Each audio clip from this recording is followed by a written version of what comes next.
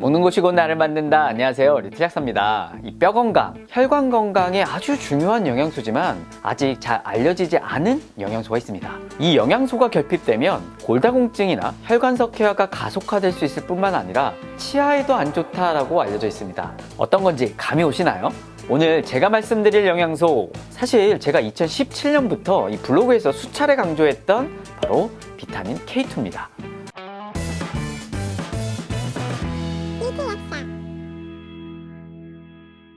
비타민 K는 지용성 비타민으로 크게 비타민 K1과 K2, K3까지 구분됩니다. 이 중에서 비타민 K3는 합성물질 형태이고 동물 사료에 사용되기 때문에 일단 제외하고요. 우리가 주로 영양제에 사용하는 비타민 K는 K1과 K2입니다. 먼저 K1은 주로 식물에서 만들어지며 혈액응고작용, 뼈의 구성에 필요한 비타민입니다. 비타민 K2는 주로 세균에서 만들어지는 발효식품 속에 많이 들어가 있고 혈관에서 칼슘의 침착을 막아주고 뼈를 만드는 조골세포의 작용을 증진합니다. 비타민 K가 이런 역할을 할 수 있는 이유는요, 지혈에 작용하는 프로트롬빈, 뼈를 만드는 오스테오칼신, 대동맥 석회화를 억제하는 MGP 단백질 모두 비타민 K가 필요한 단백질이기 때문입니다. 즉 비타민 K가 이들 단백질에 COOH라는 카르복실기를 붙여줘서 활성화를 시켜주고 이로 인해 지혈, 뼈밀도 증가, 혈관 석회화 방지에 도움이 된다라고 보시면 됩니다. 다만 K1은 이 어피니티가 주로 지혈 작용에 관련된 단백질에 작용을 하고요. K2는 주로 뼈를 만들거나 석회화 억제인자 단백질에 더 작용을 한다라고 밝혀져 있습니다.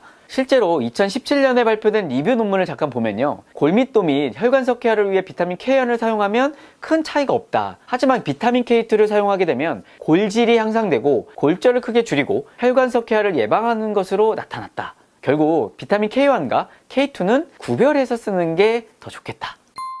하지만 국내에서 비타민 K라고 이렇게 적힌 건강기능식품을 보면요, 대부분 K2가 아니라 모두 K1에 해당됩니다. 우리나라는 아직 K2가 건강기능식품 원료로 등재가 안 되어 있기 때문인데요. 따라서 아직까지는 이 제품에 비타민 K2라고 표기할 수는 없고요. 보시는 것처럼 K2 원료를 사용한 제품에는 이 원재료명에 부원료로서 바실루스 나토균 농축분말이라고 표기해서 만들어지고 있습니다. 들리는 소문으로는 비타민 K2가 고시형 원료로 사용되어지게끔 이 절차를 밟고 있다라고 하니까요, 빨리 표기할 수 있게 바뀌었으면 좋겠습니다.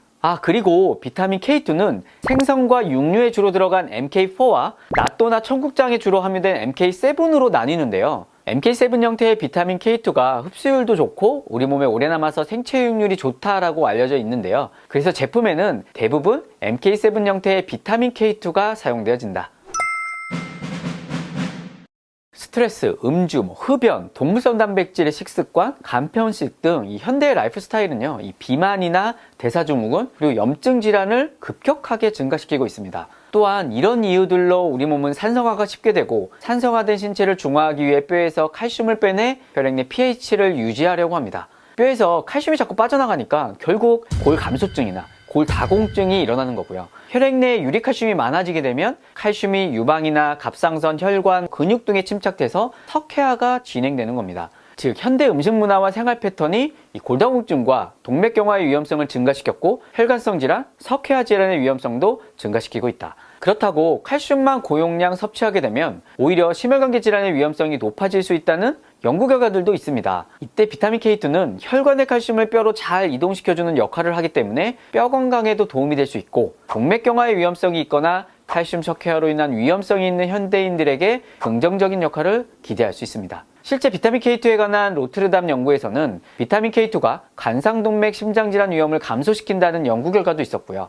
하루 180 마이크로그램을 약 3년간 섭취한 연구에서도 동맥경화를 개선시켰다라는 연구 결과도 있었습니다. 뼈 건강에 관련된 비타민 K2의 역할에서도 이미 일본에서는 1995년부터 비타민 K2를 골다공증 치료용으로 승인을 했고요. 일부 연구에서는 비타민 D와 K2를 함께 사용하면 골다공증 발생률과 사망률을 크게 줄일 수 있고 혈관의 칼슘 석회화를 줄여 부작용 없이 사용할 수 있다라고 하였습니다. 따라서 비타민 K2는 많은 현대인들에게 비타민 D만큼 중요하고 필수적인 영양소이지 않을까 생각해 봅니다.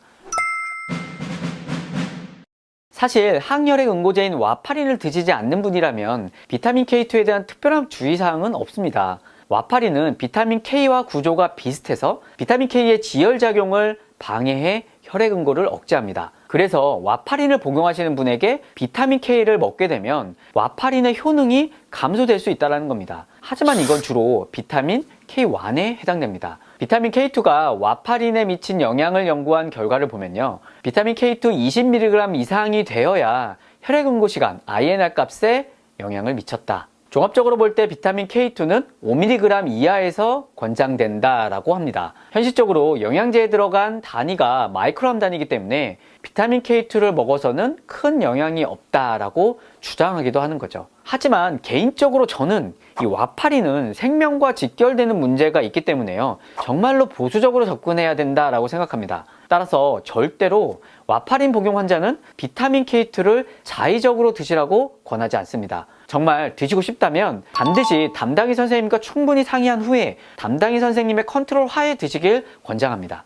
그리고 보시는 것처럼요. 와파린과 헤파린을 제외한 나머지 혈전을 예방하는 약물들, 이 약물들은 비타민 K 비의존성 약물들이기 때문에 비타민 K2를 섭취하는 것과는 무관하다. 자, 오늘의 내용 요약해볼까요? 비타민 K는 K1과 K2가 있다. K1은 주로 지혈작용에 작용하고 K2는 혈관 내 칼슘 석회화로 인한 동맥경화 예방에 도움이 되며 뼈를 만드는 조골세포를 증진해 골다공증에 도움이 된다. 국내 표기되는 비타민 K는 모두 K1에 해당된다. K2는 현재 부원료로만 표기 가능하고 바실러스 낫도균 농축분말로 원재료명에만 표기할 수 있다. 비타민 K2의 섭취 시 와파린을 복용하시는 분들은 주의하시는 게 좋고 그 밖에 아스피린이라든지 비타민 K 비의존성 혈전 예방약은 관계없이 드실 수 있다. 자, 오늘 내용도 도움이 되셨나요? 다음 편에는 이 비타민 K2 제품을 고를 때 어떤 원료사를 골라야 되는지, 또 얼마나 먹어야 되는지, 비타민 K2와 궁합이 맞는 영양소는 또 뭐가 있는지 살펴보도록 하겠습니다. 못 고치는 병은 없습니다. 못 고치는 습관만 있을 뿐입니다. 구독, 좋아요, 댓글, 알림까지 잊지 마십시오. 지금까지 리틀 약사였습니다. 구독을 원하신다면 이쪽, 더 많은 영상들을 보고 싶다면 이쪽.